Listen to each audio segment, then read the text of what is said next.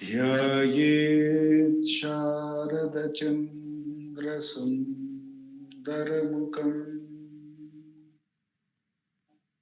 ताम्रारविन्देक्षणम् भक्ताभीष्टवराभयप्रदकरम् कौपीनमात्रोज्ज्वलम् स्वात्मानन्दरसानुभूतिविवशम् सर्वानवद्याङ्गकम् श्रीमन्तं श्रीरमणीश्वरं गुरुवरं योगासनाध्यासितम् ध्यायेत् श्रीरमणीश्वरम्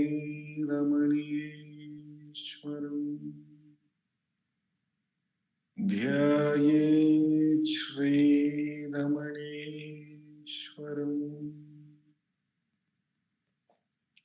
ध्यायेत् श्रीरमणीश्वरम्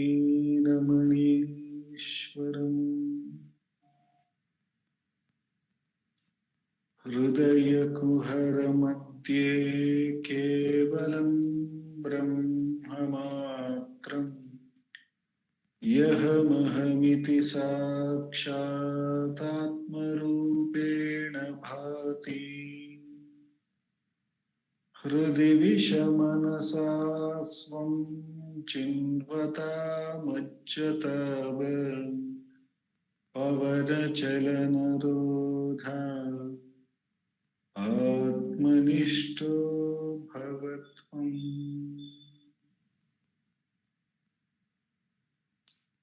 Today's Friday's Atma Vichara session, we have been reading Bhagavan's Upadesham from the book Ramana Answers Self-Enquiry 1900 to 1950. In this segment, we will read from the 1935 to 1936 to 1950 question and answers. All the questions related to Atma Vichara and Bhagavan's answer on the same has been compiled by our founder, President Sri A.R. Natarajanji. After reading the question and answer, we will contemplate on the answer given by Bhagavan, following which we will have a 20-minute Atma Vichara session, self-enquiry. Then our President Sharda Akka would be talking about Atma Vichara as it has been contemplated or described in Ramana Gita by Ganapati Muni. And finally, we will have the concluding prayers to Bhagavan. Today's question and answer is a continuation of the question and answer from the last week. So I will read the last week's question and answer, and then we look at this week's question and answer. The last week, the devotee asks Bhagavan how to get rid of fear. Maharshi, what is fear? It is only a thought. If there is anything besides the self, there is reason to fear. Who sees the second anything external? First, the ego arises and sees objects as external. If the ego does not rise, alone exists and there is no second, nothing external. For anything external to oneself implies the seer within. Seeking it there will arise no doubts, no fear. Not only fear, all other thoughts centered around the ego will disappear along with it. To which the devotee asks, This method seems to be quicker than the usual one of cultivating qualities said to be necessary for salvation.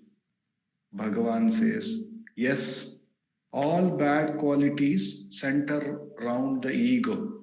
When the ego is gone, realization results by itself. There are neither good nor bad qualities in the self.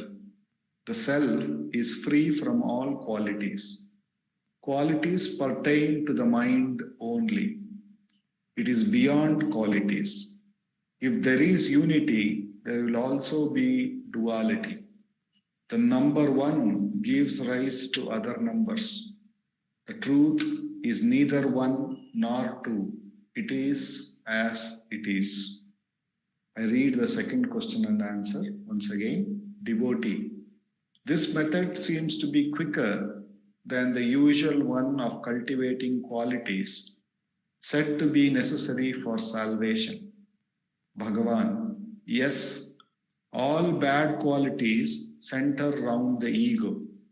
When the ego is gone, realization results by itself. There are neither good nor bad qualities in the self. The self is free from all qualities. Qualities pertain to the mind only. It is beyond quality. It is, if there is unity, there will also be duality. The numeral one gives rise to other numbers. The truth is neither one nor two. It is as it is. So we will read this answer given by Bhagavan, wherein he is bringing the clarity about the truth in the reverse order. It is as it is. The truth is here and now.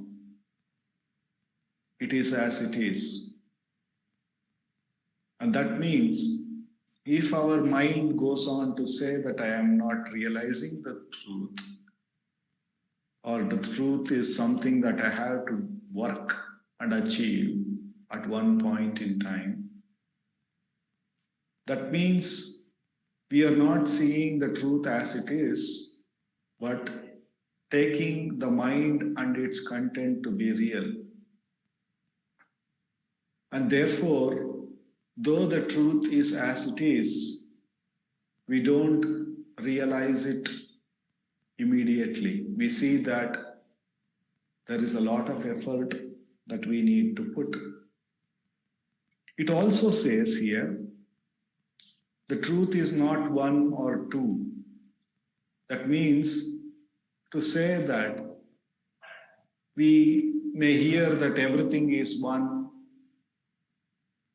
and only when the ego rises there are dualities. All of that we may hear. Bhagavan is saying, moment there is one, there is also many.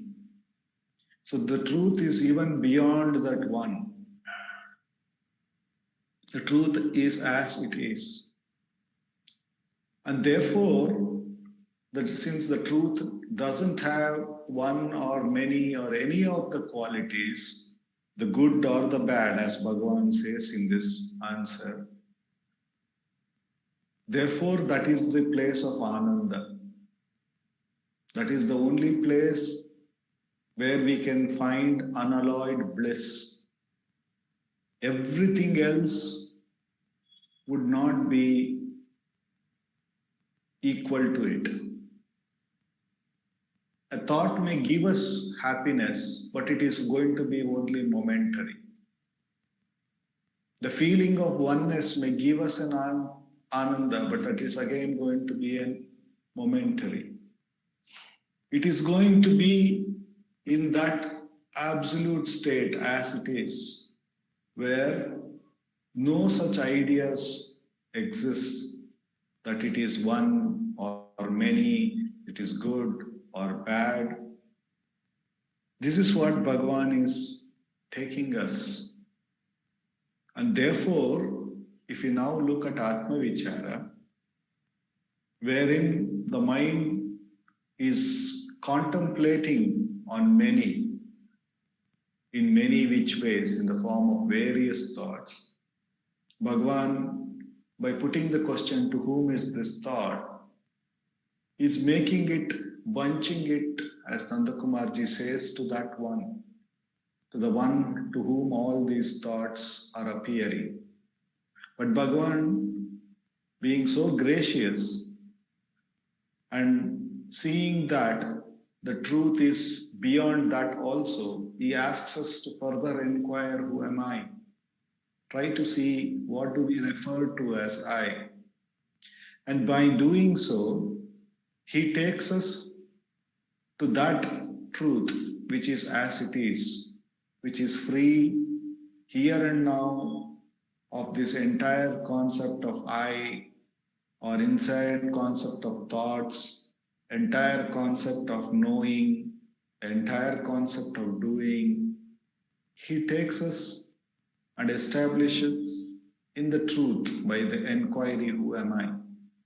And therefore he brings it is as it is. Until that happens, it is going to be continuously, Bhagavan would give challenge, until challenges in mind or body, until we realize that, until we let go any ideas and concepts, because any idea and concept can be defeated by another brilliant idea or a concept.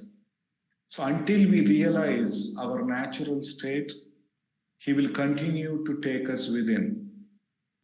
Therefore, he has given us this path of Atma Vichara, which will question everything. And when the truth is realized, the question also falls away. So, Bhagavan is very clearly telling us that all the bad qualities are centered around the ego. In fact, when I started the sadhana and I purchased the book Viveka Chudamani from Ramakrishna Ashram, Bangalore, and read about the Ashtanga Yoga, all the qualities that one need to develop to realize the self, and I realized that none of those qualities I will be able to develop. And I said, I am in such a hopeless situation. Perhaps this self or the sadhana or the Atma, to recognize or realize the Atma, is not going to be my path. Because until I gain these qualities, I am not going to make any transition towards the self. And none of them seem to be something that I can, though I can understand what they are, but I had my own doubts about practicing them in a day in and day out. And I said to myself that perhaps this is not going to happen ever. It's only when Bhagavan came to me and made me realize that the self is here and now, free of all the qualities. And therefore, the whole sadhana is not about acquiring any new qualities. It is in fact letting go of everything. Letting go of everything, including the one ego which wants to acquire anything, or the ego which wants to know the self, realize the self. The entire thing, when it is dropped, then the self alone remains without any qualities, without having to know or not know, without having to do or not do. And that glimpse, that conscious glimpse which Bhagavan gave, made me see a ray of hope that this sadhana is perhaps possible, because there is nothing that I need to acquire. The Supreme has blessed all of us with it already. So the only thing that we need to do is perhaps constantly let go all these ideas and concepts where we think that we need to practice or do and achieve. And I could see that Atma Vichara is such a beautiful blessing to let go, to let go, to let go. Tyagena ekena amrutatva manashu. All we need to do is continuously let go all the various ideas and concepts which we are holding. And when something against that ideas and concept appear for us, we feel the pain. I want to know the self, or I want to achieve those qualities, and I don't see I can achieve. That brings me pain. So it is by this approach that instead of experiencing happiness, we are nagging constantly towards pain by holding on to this ego, the thoughts, or the I, and everything. That became very, very clear. So therefore, it became easy to do Atma Vichara.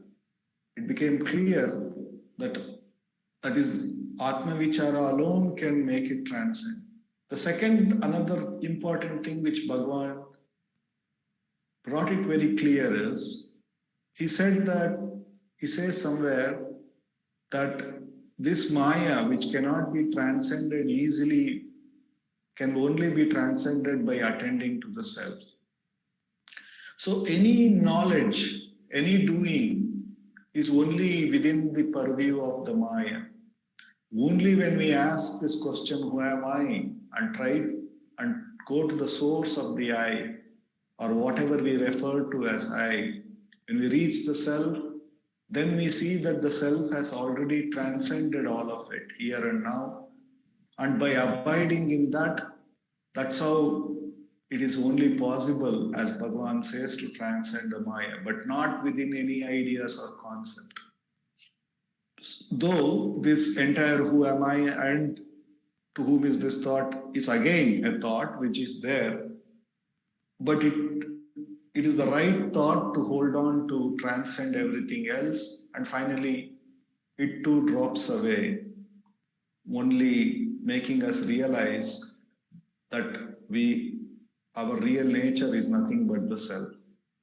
So therefore, Atma Vichara is the most direct path that we can come across to transcend all the good qualities, all the bad qualities, including the ego who holds on to the good and bad, or who says good is not good enough or bad is not good enough and goes to the good, or both of them is sort of like the one may be an iron cage, the other may be a golden cage, but both of them are still a cage.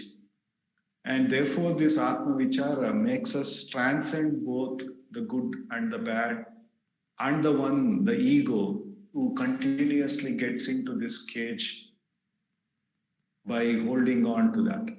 So therefore, Atma Vichara for all of us is a great blessing given by Bhagavan. And when done with bhakti, with love towards the self, it becomes a catalyst to make us transcend every ideas and concept. With the immense grace of Bhagavan, with which alone we have come to this most direct path, and who continuously feed us with the knowledge of the self, with the abidance of the self, and let us transcend this whole limitation that we have built on. With this immense grace, for the next 20 minutes, no matter how many thoughts come within us and whatever may be the nature of the thought that it may be, let us diligently inquire to whom is this thought, and we will know that this thought is for me. And thereupon, we should inquire, who am I? And therefore, seek the source of the I, or whatever we refer to as I. And by doing so, whether we recognize or not, the very question, who am I, which is given graciously by Bhagavan, makes us establish in the self. And by repeatedly practicing this vichara, not only we transcend all the dualities, we also transcend the ego and abide in the self. And Bhagavan assures by repeated practice, the mind will gain enough strength to abide in the self. The immense grace of Bhagavan, let us do Atma Vichara for the next 20 minutes.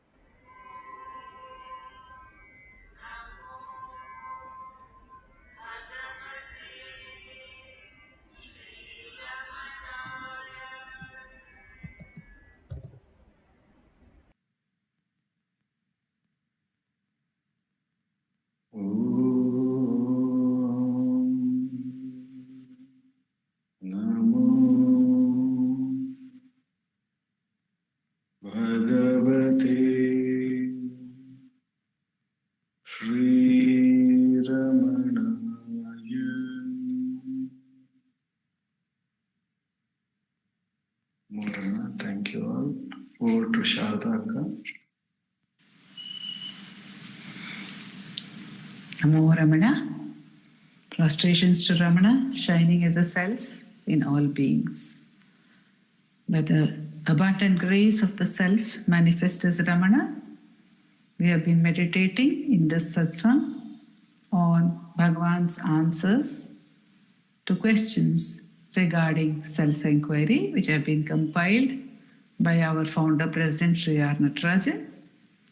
And then, by that immense grace, practice self-inquiry, and finally come back to a little more of meditation on Bhagavan's teachings through his answers to seekers in the Ramana Gita. In the Ramana Gita, compiled by Muni, Ganapati Muni, the question answers compiled by Ganapati Muni in 18 chapters, we are now meditating on the third chapter, which is Mukhya Kartavya Nirupanam, the establishment or the definition of the paramount duty. And Bhagavan has told Daivarata that if one wants the highest, so Bhagavan is not compelling anybody to want the highest. If one wants the highest, then no other duty is cast upon us other than abiding in this self. That is the only duty which is cast upon us.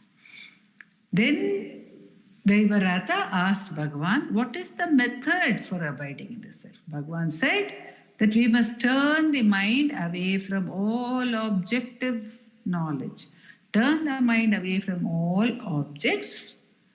Vimarshe kevalam tishteda chale nirupadhike. And by prayatna, Vishayebhya paravritya vritti sarva prayatnataha. By effort, one should fix the self fix the mind in the self.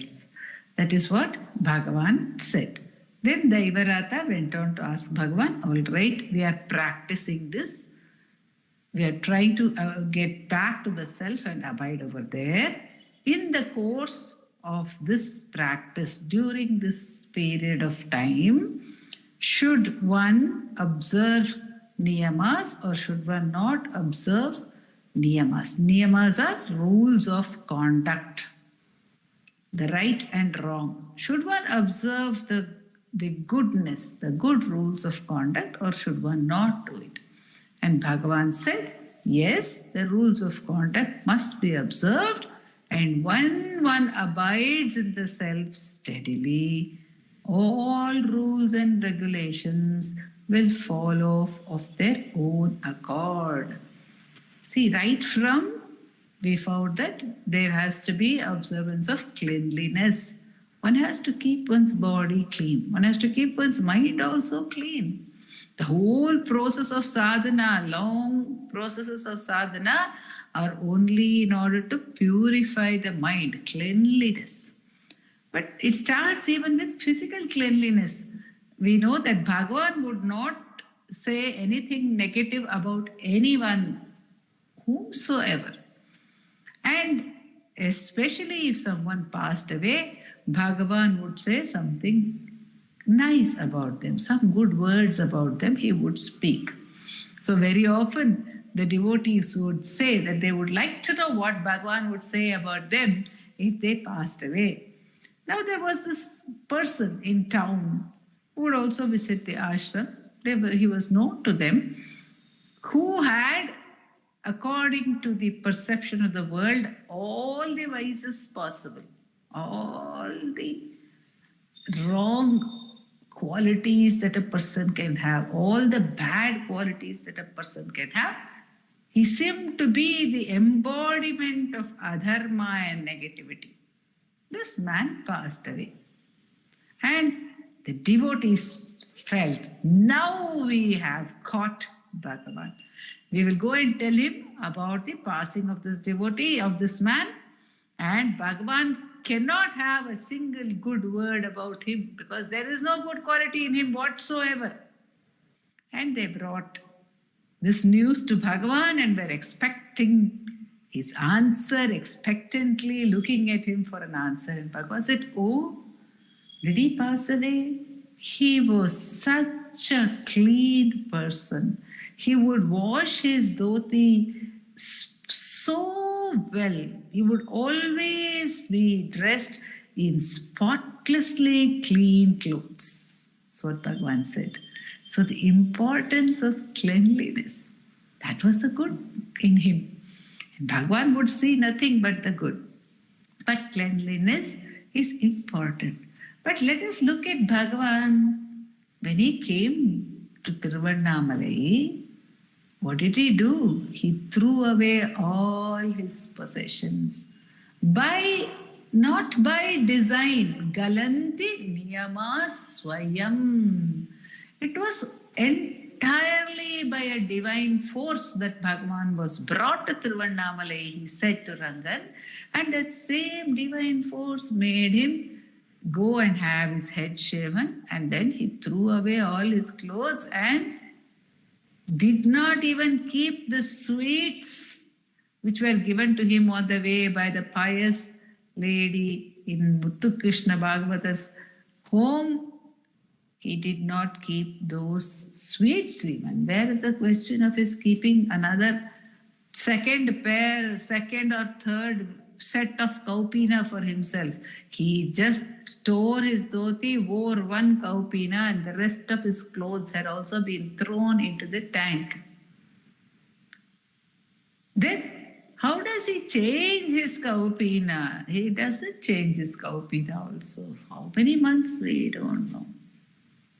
Probably even it is said of Jadabarata, it is said when some people are in that bliss of the self, they do not know about defecation also. They may be defecating wherever they are. It's like a baby, a newborn baby. But is that Siddha, is that Jivan Mukta impure in any way? All the niyamas have fallen off. He is sitting in the Patala Lingam, where there is only dirt and grime. There is a question of physical cleanliness. He did not wash his hair. It was matted and it had small stones as well in it. Bhagavan later says that when somebody compulsorily washed it or when somebody compulsorily shaved his head, for some time he felt as if he had no head at all, because it had become so heavy with dust and grime. And when it was washed, and then it became soft and smooth. Just like that, all of a sudden, miraculously, Bhagavan said, what happened to my head?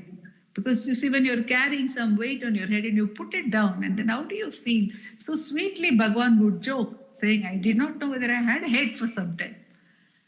And that was what? Where was the question of any physical cleanliness? Where is physical niyama? Where is the question of eating the right food?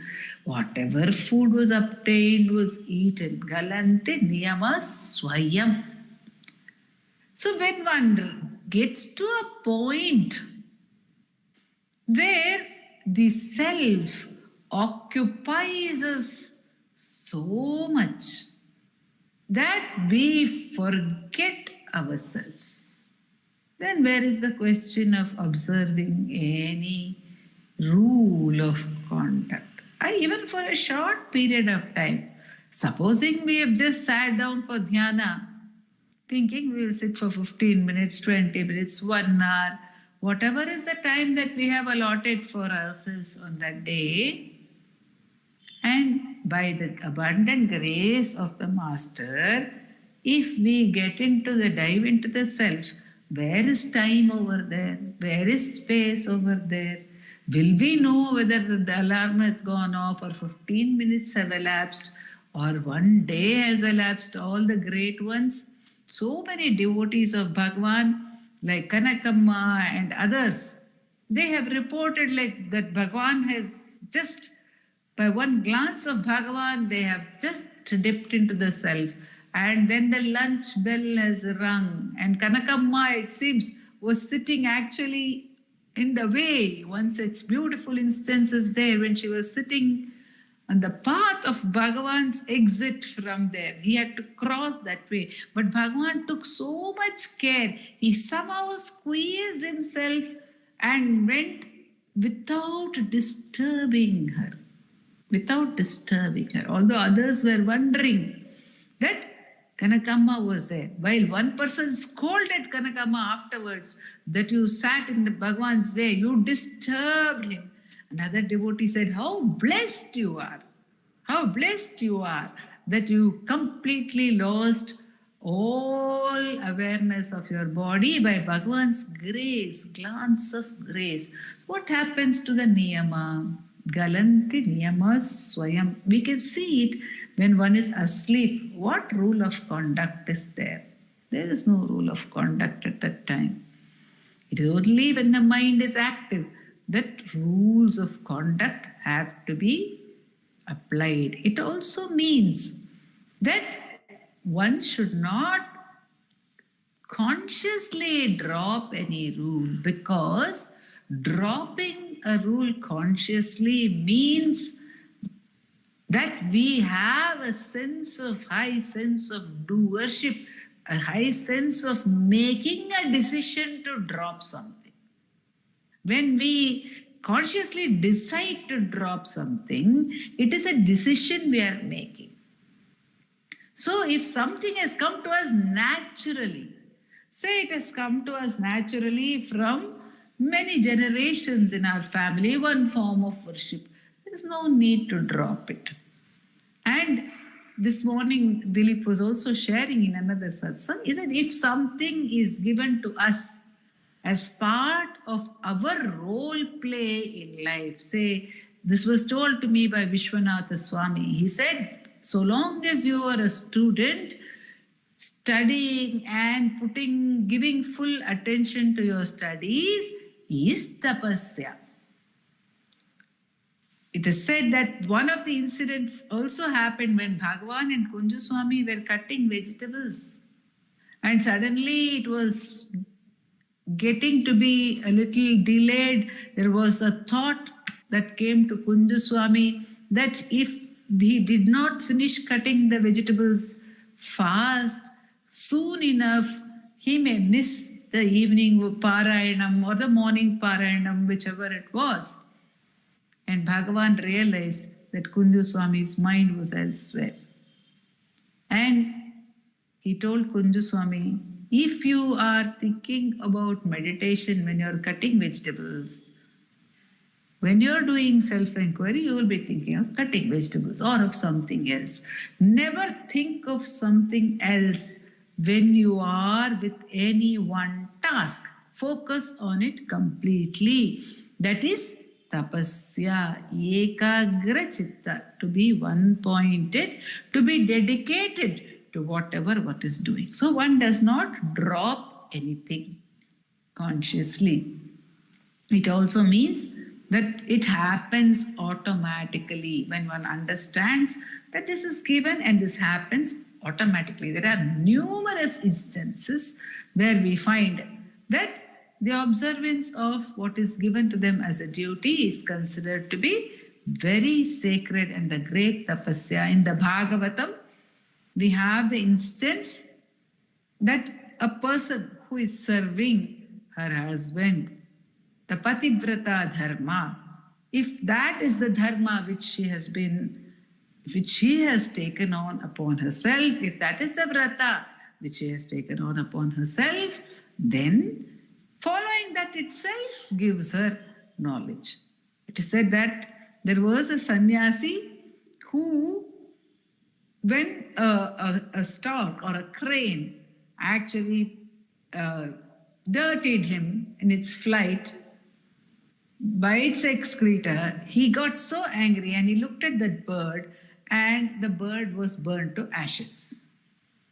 Later, the next day, when he went for his bhiksha, he was there and he was waiting for his bhiksha in front of one house. Apparently, when one asks Bhavati Bhikshan Dehi to one person, one does not move on until the response comes from there.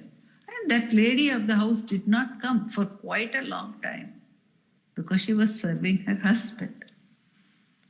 And he got angry with her immediately. He became impatient and angry. As she was coming out to give him bhiksha, he gave her an angry look and she told him, "Do you think I'm a stork or a crane? That you can burn me with your look?" She had that much of knowledge. And he was amazed and he said, "How is it?" And she said, "My guru is in this place, you go to him."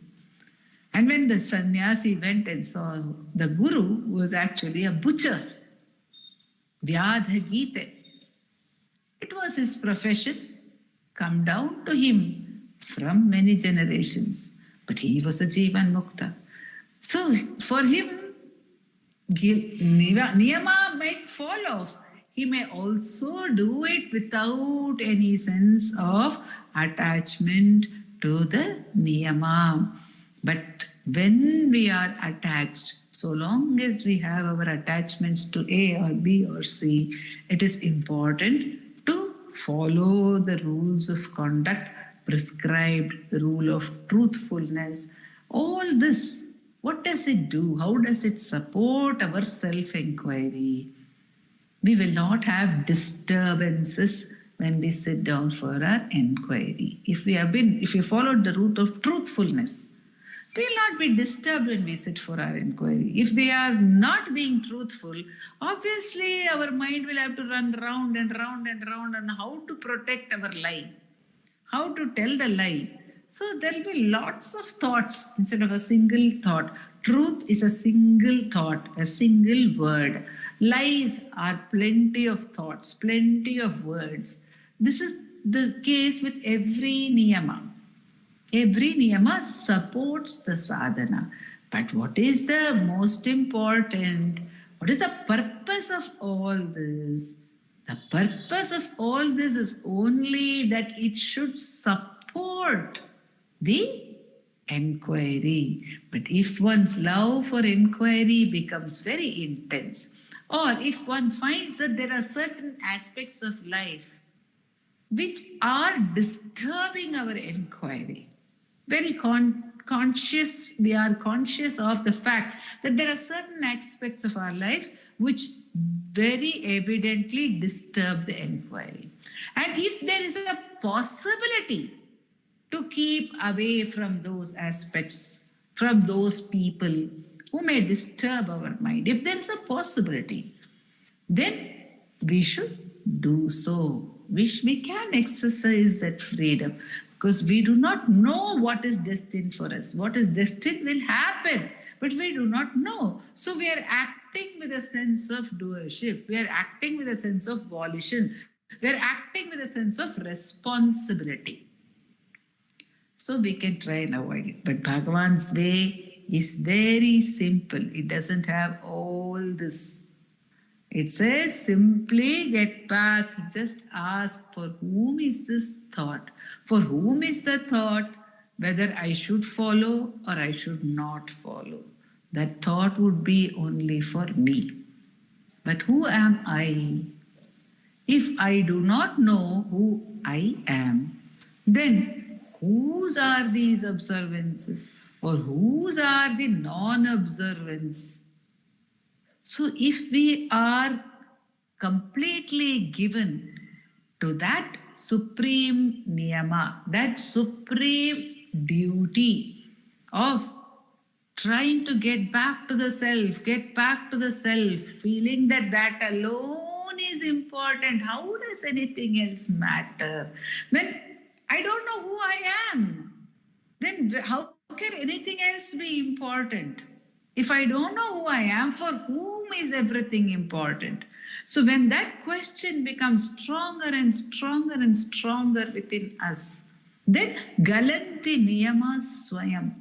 Galanti means they fall away. Where do they have to fall away? They don't have to fall away in the physical action. They will automatically fall away in the zone of our attention. Our attention will not go to observances. Our attention will not go to whether I have to do this or not do this. And when our attention does not go there, what happens? When we do not think about that, And we are not thinking about anything else either, because we are not thinking of dropping something. We are not thinking of negating something. With that, when we are not at all worried about this, let life go on. That is Ishvara's zone. It is Ishvara's zone. It will go on. Let me do my job of turning within. Then what happens? The niyama has fallen off. Galanti, it has fallen off. If one may be observing it, but it is not sticking to us. The observance or the non-observance is not sticking to us. That means it has fallen off.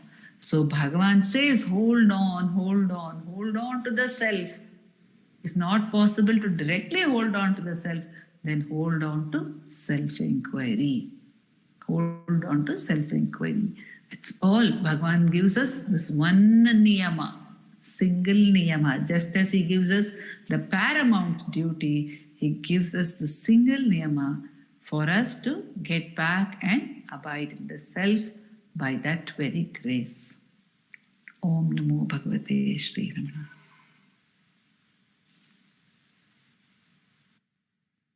Thank you, Akka. Apara Satchit Sukhavaridashi Yasyormimatram Bhuvanam Samastam Guhahitam Tam Ramanam Gabhiram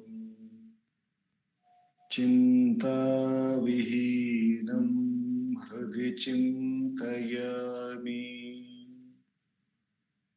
Chinta Vihinam Hradi Chintayami. Namo Ramana. Thank you. Namo Ramana Dilip. Thank